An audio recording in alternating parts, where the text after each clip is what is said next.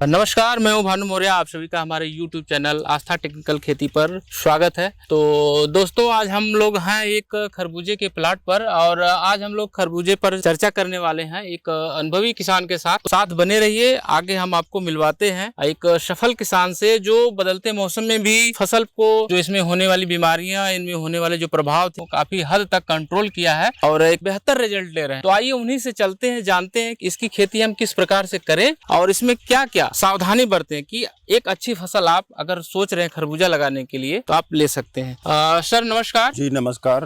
मैं चाहूंगा कि आप पहले जो है आप हमारे किसान भाइयों को अपने बारे में थोड़ा सा कुछ बताएं। जी, मेरा परिचय है। मेरा नाम है अरविंद कुमार वर्मा, ग्राम बीरमपुर, पोस्ट नौराबाग, तहसील लखनऊ, जी, जिला लखनऊ का निवासी हूँ। तो हम देख रहे हैं सर कि इस मौसम में काफी लोगों का प्लाट जो है बिल्कुल साफ हो गया है, लेकिन आपका ये प्लाट काफी सुरक्षित बचा हुआ है। जी, और एक अनुमान अगर देखा जाए तो हमको लग रहा है कि लगभग 2 एकड़ के आसपास होगा ये प्लाट। जी 2 एकड़ है। 2 एकड़ है। तो हम चाहते हैं कि आप हमारे किसान भाइयों को एक बढ़िया जानकारी दें और मेरा पहला प्रश्न यह है, खरबूजे की खेती करने के लिए हम कौन सा समय चुनाव करें, नर्सरी के लिए या डायरेक्ट सोइंग करने के लिए? खरबूजे के लिए सबसे अच्छा समय तो यही है कि ज्यादा से ज्यादा किसान इसको जनवरी माह में इसकी नर्सरी जनवरी में माह में नर्सरी डालने के बाद में फरवरी में इसको ट्रांसप्लांट कर दें। वो पौधा ज्यादा अच्छा होता है, उसमें फल भी ज्यादा लगते हैं और उसके बाद में उसमें डाउनी मिल्ड्यू, खर्रा का अटैक और कीड़े, रेप्स, इंसेक्ट का अटैक कम होता है। इससे फसल ज्यादा बेहतर होती है। थोड़ा जब लेट समय हो जाता है तो टेम्परेचर बढ़ जाता है, इसमें फिर दवाओं का प्रकोप नहीं हो पाता है, दवा काम नहीं करती टेम्परेचर ज्यादा होने, फिर फसल में नुकसान होने लगता है। दवा आप डाउनी मिल्ड्यू लाते हैं, डालते हैं, वो फिर काम नहीं कर पाती। थोड़ा बराबर टेम्परेचर जब रहता है तो दवा भी काम करती। तो कहने का मतलब किसान भाई इसको नर्सरी के माध्यम से लगा सकते हैं और डायरेक्ट बीज बो कर भी इसकी जी फसल लगा सकते हैं। जी, टेम्परेचर 20-22 का हो जाए डायरेक्ट भी बो सकते हैं आराम से। अगर जो 20 से नीचे टेम्परेचर है तो डायरेक्ट ना बोए किसान, उसको फिर नर्सरी तैयार कर ले लो टनल की बीज से, उसके बाद में पौधा लगाए। तो सर हम आपकी दोनों फसल देखने के बाद जो मेरा जो व्यक्तिगत राय है, अब पता नहीं कितना सही है कितना गलत है, और मैं जो उधर दूसरा वाला प्लाट था और ये वाला प्लाट है, दोनों में अभी सर आप बता रहे थे कि लगभग 10 से 12 दिन का अंतर है। जी, तो अगर किसान कुछ ऐसा लगाना चाहते हैं तो फसलों में थोड़ा गैप करके लगाएं। जी, कि अगर उसपे मौसम की मार हो या कुछ मौसम ऊपर नीचे होता है तो उसमें काफी लाभ मिलेगा किसानों को। अगर जो खेती ज्यादा किसान कर रहा है एक ही फसल की, तो उसको थोड़ा गैप करके बुआई करे। थोड़ा 1 एकड़ अब लगा दे तो 1 एकड़ 10 दिन के बाद, फिर अगला 10 दिन के बाद, इस तरीके से जो गैपिंग रखेगा तो मान लीजिए मौसम हर समय तो खराब होता नहीं है। एक प्लाट अगर जो गड़बड़ हो गया तो दूसरा प्लाट सही रहेगा, इससे किसान को पूरा नुकसान नहीं हो। तो थोड़ा गैपिंग करके फसल लगावे। अगर जो ज्यादा लगा रहे, थोड़ी है तो उसकी बात अलग है, लेकिन ज्यादा अगर जो कोई फसल कर रहे हैं तो थोड़ा गैप करके लगाए तो ज्यादा बेहतर रहेगा। अब मेरा दूसरा प्रश्न यह है कि डायरेक्ट जब हम सोइंग कर देते हैं या नर्सरी लगा देते हैं, सबसे ज्यादा जरूरी इसकी देखभाल करने के लिए किसान को क्या करना चाहिए? सबसे पहले तो इस छोटे पौधे पर इंसेक्ट रोकना पड़ता है। ये कितने दिन के पौधे अगर लगभग हो जाए तो ध्यान देने की जरूरत होती है? ये पौधा 6 इंच का जब हो तब से इस पर इंसेक्ट आना चालू कर देते हैं। लाल वाली गुजिया और थ्रिप्स, माइट और एफिड जैसी बीमारियां जो आती हैं, ये होते हैं कीड़े, उनको रोकने के लिए इंसेक्टिसाइड दवा चलाना चाहिए। अच्छा। उसके बाद में जब फ्लावरिंग स्टेज पर आ जाती है फसल तो उसमें कीड़ों का प्रकोप होता है। अच्छा। तब फिर कीड़े वाली दवाई डालना चाहिए। कीड़े वाली दवाई बराबर मात्रा में डाल दें, कीड़ा आने से फिर फल बहुत बेकार हो जाता है। तो जैसे किन दवाओं से जो है कंट्रोल हो जाता है, अगर किसान को अगर कोई दवा उपयोग योग्य हो तो आप जरा बताएं तो ज्यादा सहूलियत होगी। जी, इंसेक्ट मारने के लिए बायर की इमिडाक्लोरोपिड सबसे बढ़िया दवा है। अच्छा। उससे कंट्रोल हो जाता है। अगर जो उससे ना कंट्रोल हो तो फिर बायर की ही जंप है, जंप नाम से दवा है, उसको डालें, उससे भी कंट्रोल होता है। यदि किसी भी दवा से नहीं कंट्रोल हो रहा है तो फिर आखिर में आती है ये उसकी बायर की शोले मुन आती है, उसको डालें। उससे आराम से डांसी जो फल मक्खी होती है वो भी मर जाती है, इंसेक्ट दोनों एक साथ में सब अच्छे हो जाते हैं। एक चीज और देख रहे हैं आप, ये पूरे प्लाट में जो है ये पीला पीला इस तरह से आपने येलो ट्रैप लगाया हुआ है, जी तो इसका क्या काम है और ये फसलों के लिए कहाँ तक उपयोगी है? जी, ये फल मक्खी ट्रैप है। इसमें फल मक्खी यहाँ इस सुराख से आ जाती हैं और आने के बाद में इसमें ऐसी लिक्विड दवाई लगी है जो फिर बाद में निकल नहीं पाती हैं, खासकर मर जाती हैं। जितनी भी नर मादा फल मक्खी होती हैं वो इसके अंदर आ जाती हैं और वो जब मर जाती हैं तो फिर आगे का परिवार उनका बढ़ना बंद हो जाता है। इसलिए ये सबसे बढ़िया ट्रैप वाला सिस्टम तो है। इसमें जो दवा होती है वो काफी इसको आकर्षित करती है, अपनी तरफ खींचती है। जी, दवा वो खींचती है, उसमें सुगंध के कारण जाती हैं, फिर बाहर नहीं निकल पाती हैं। अच्छा, अब हम बात करने वाले हैं फ्लावरिंग स्टेज। जब फल लगने लगते हैं तो उस टाइम किसान भाइयों को क्या ध्यान देने की जरूरत होती है? फल लगने के समय किसानों को सबसे मेन ध्यान ये रखनी चाहिए कि पौधा हमारा तेजी से ग्रोथ तो नहीं कर रहा है।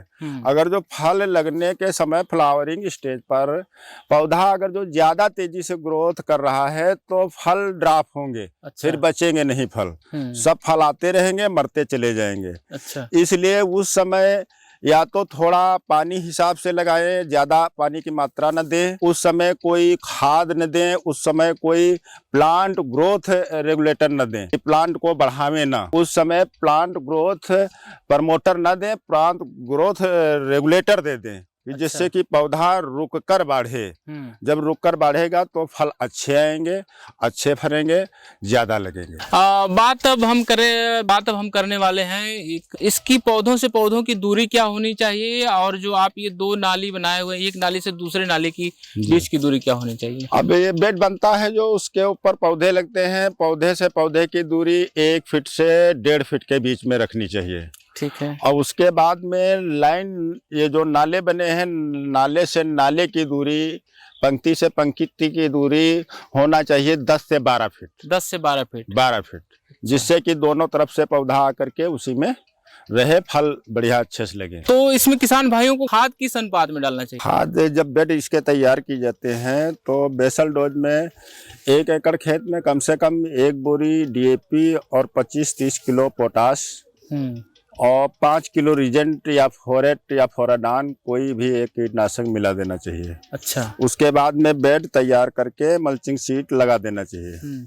उसके बाद में फिर आवश्यकता अनुसार खाद देना चाहिए। अच्छा। पौधा अगर जो अच्छा चल रहा, अच्छी बढ़वार हो रही तो कम खाद दें, और यदि पौधा नहीं चल रहा है तो फिर उसमें खाद दोबारा भी देनी पड़ेगी। अच्छा, वो पौधों की ग्रोथ के ऊपर निर्भर करेगा कि हमारा पौधा किस हिसाब से कैसे ग्रोथ कर रहा है। हाँ, उसी हिसाब से। अच्छा, अब सर रह गई बात अब उत्पादन की, तो इसमें उत्पादन कैसे क्या अनुमान है कि उत्पादन लगभग 1 एकड़ में कितना हो जाता है?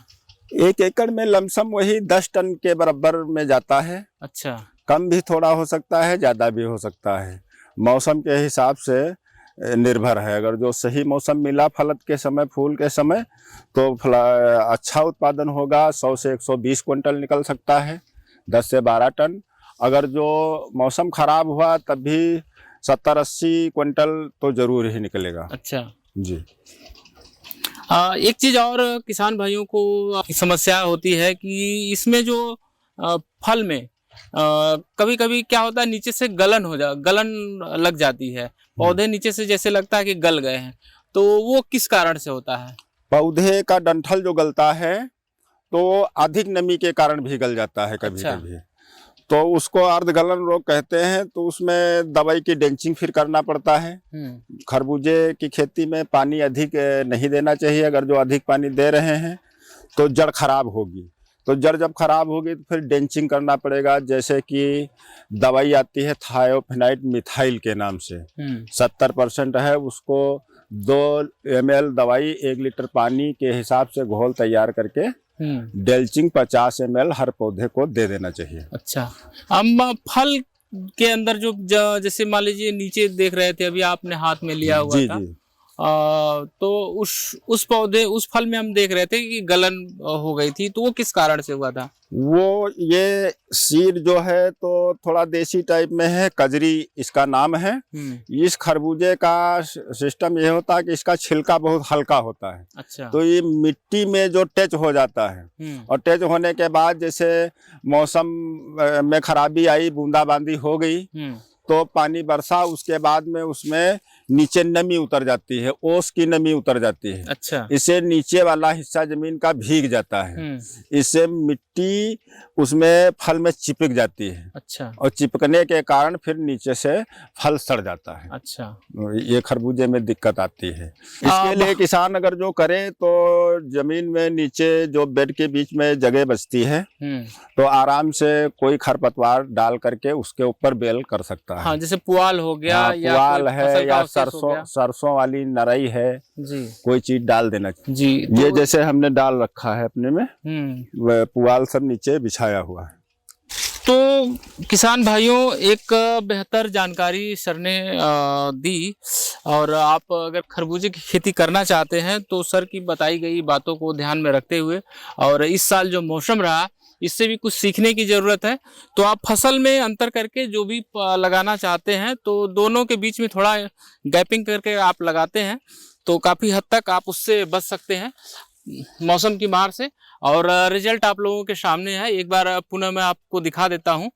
सर का जो ये 2 एकड़ का प्लाट यहाँ सुरक्षित बचा हुआ है, और एक जगह और है वहाँ भी सर बता रहे हैं कि वहाँ भी ऐसे 2 ही एकड़ है। का इतने ही टुकड़ा और है, वो तो भी अच्छा है, इससे ज्यादा अच्छा है वो। इससे ज़्यादा अच्छा है। तो 4 एकड़ का जो है इन्होंने थोड़ा अंतर करके लगाया हुआ था और डायरेक्ट सोइंग करके लगाया हुआ था, तो काफ़ी ठीक है। और बढ़िया फल भी आप इसमें देख सकते हैं कि इसमें फल भी बहुत अच्छा लगा हुआ है। तो उम्मीद करता हूं किसान भाइयों आप लोगों को जानकारी अच्छी लगी होगी। अगर चैनल पर पहली बार आए हैं तो चैनल को सब्सक्राइब करें, वीडियो को लाइक करें। कमेंट सेक्शन आपका है, कमेंट जरूर करें। आपका कमेंट हमारे लिए बहुत ही महत्वपूर्ण है, और उसी से पता चलेगा कि कौन सी बातें छूट गई जिसको हमको कवर करना था, और अगली बार उस टॉपिक को हम पुनः जो है का प्रयास करेंगे, पूछने का प्रयास करेंगे। तो इसी के साथ मिलते हैं एक अच्छी वीडियो के साथ, अच्छी जानकारी के साथ दोबारा आप लोगों से मिलेंगे।